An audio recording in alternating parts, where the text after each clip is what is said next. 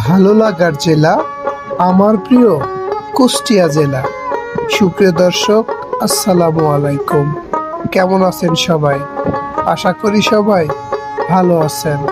কুষ্টিয়া জেলার সৌন্দর্য আমাকে প্রতিনিয়ত বিমোহিত করতে থাকে।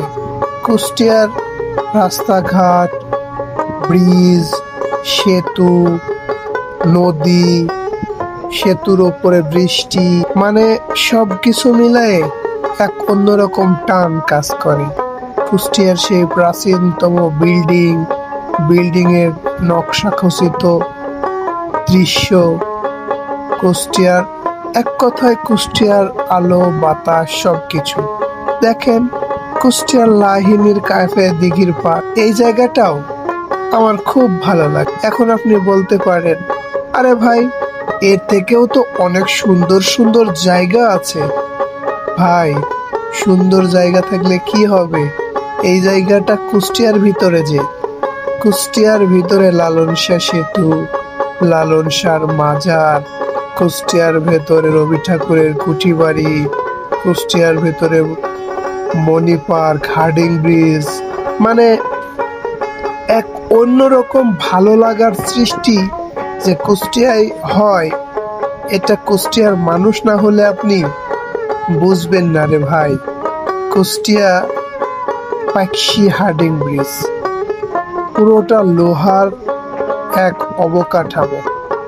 ব্রিটিশ শাসনামলে তৈরিকৃত এই হার্ডিং ব্রিজটি এখনো কালের সাক্ষী হয়ে দাঁড়িয়ে আছে।